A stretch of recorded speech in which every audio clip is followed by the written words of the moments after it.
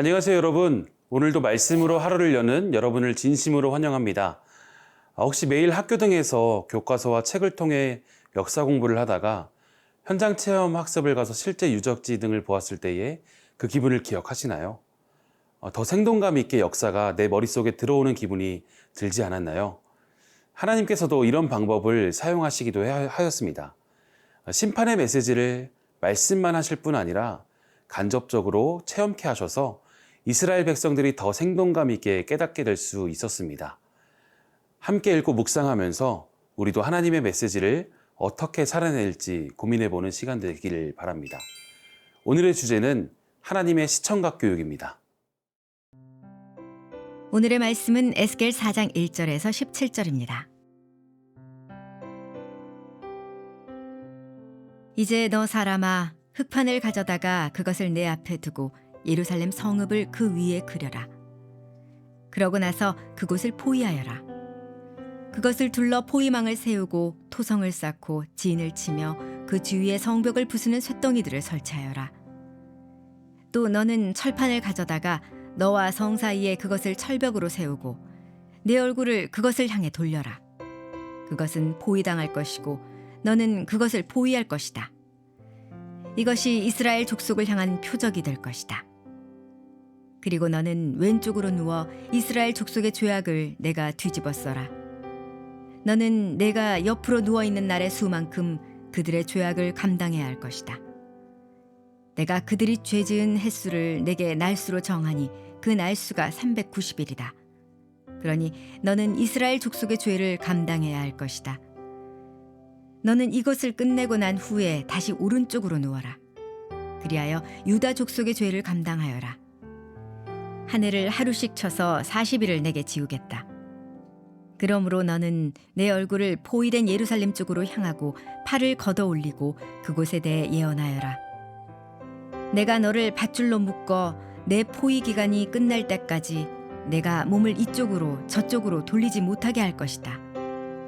너는 밀과 보리와 콩과 팥과 조와 귀리를 가져와 한 그릇에 담고 그것으로 내 자신을 위해 빵을 만들어라. 그리고 내가 390일을 옆으로 누워있는 동안 그것을 먹어라. 내가 먹을 양식은 무게로 하루 20세겔이니 이것을 때를 따라 먹어라. 또한 물은 양으로 6분의 1 흰을 측정해서 이것을 때를 따라 마셔라. 너는 그것을 보리빵으로 먹되 백성들이 보는 앞에서 인분의 불을 피워서 그것을 구워라. 그리고 여호와께서 말씀하셨다. 내가 이스라엘 자손을 다른 민족에게로 추방할 것이며 거기에서 그들이 이렇게 더럽혀진 음식을 먹을 것이다. 그래서 내가 아뢰었다. 주 여호와여 보소서. 제가 더럽혀진 적이 없습니다. 제 어린 시절부터 지금까지 제가 죽은 것이나 짐승의 시체나 짐승에 의해 찢긴 고기를 먹어본 적이 없고 정결하지 못한 고기가 제 입에 들어간 적이 없습니다. 여호와께서 내게 말씀하셨다. 내가 내게 인분 대신에 쇠똥을 줄 테니 너는 그것으로 내 빵을 굽도록 하여라. 여호와께서 내게 말씀하셨다. 사람아, 내가 예루살렘의 식량 공급을 끊을 것이니 백성들은 근심에 쌓인 채 빵의 무게를 달아서 먹고 두려움에 쌓인 채 물의 양을 재어가며 마실 것이다.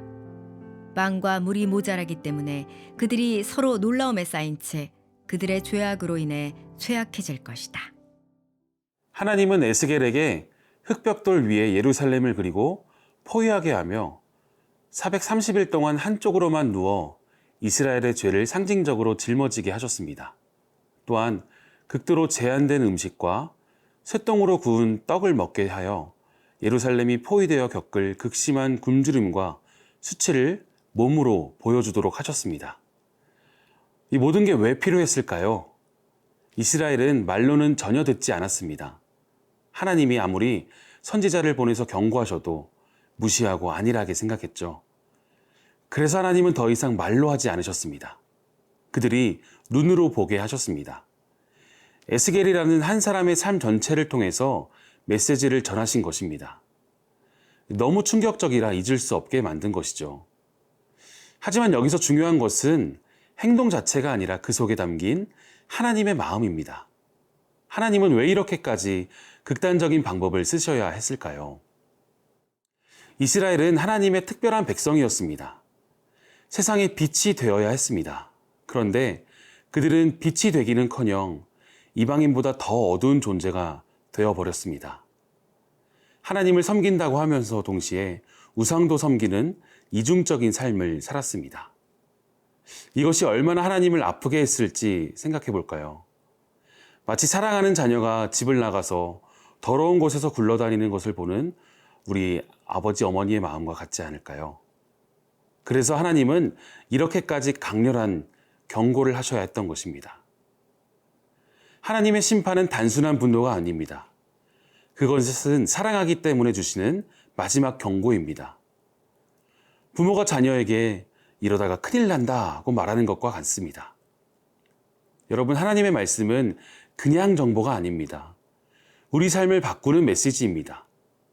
하나님은 그 말씀을 아주 절실하게 전하고 싶으셨던 것이죠. 그래서 에스겔의 몸과 삶 전체를 통해서 보여주신 것입니다. 말씀은 단순한 정보가 아닙니다. 그것은 우리를 향한 하나님의 간절한 부르심입니다. 우리가 진짜 하나님의 사람답게 살기를 원하시는 아버지의 마음입니다. 그 말씀 따라 살아가며 또 그 말씀을 다양한 모습으로 선포할 수 있는 새벽나라 친구들 되시길 바랍니다.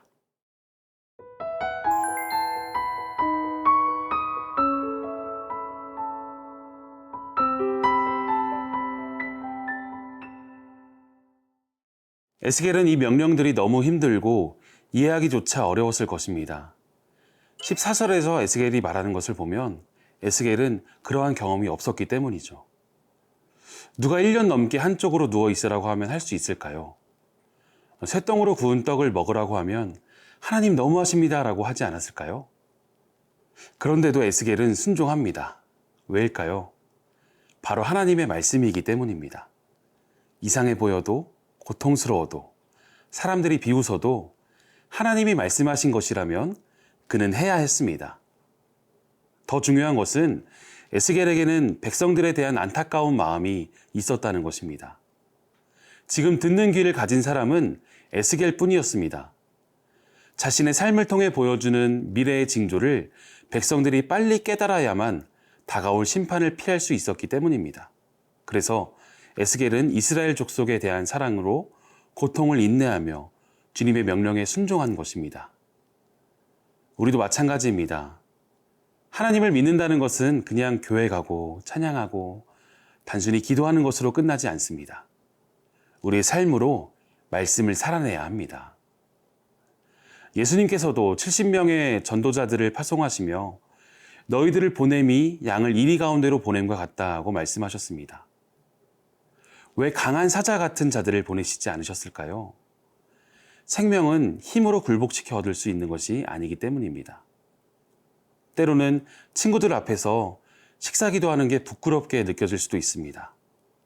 모두가 욕하고 비웃을 때 나 혼자 그건 아닌 것 같습니다 라고 말해야 할 때도 있습니다. 말씀을 묵상하고 기도하는 시간을 지키는 게 남들 눈에는 유별나 보일 수도 있습니다. 하지만 그대로 살아내는 것이 바로 하나님의 메시지를 전하는 시청각 교육이 되는 것입니다. 내가 말로만이 아니라 삶으로 보여주는 것입니다. 내 선택과 나의 태도가 하나님의 마음을 전하는 통로가 되는 것입니다. 여러분, 하나님께 붙들린 삶은 내 뜻이 아니라 하나님의 뜻대로 사는 삶입니다. 오늘 나는 주님이 시키신다면 무엇이든 순종할 준비가 되어 있습니까?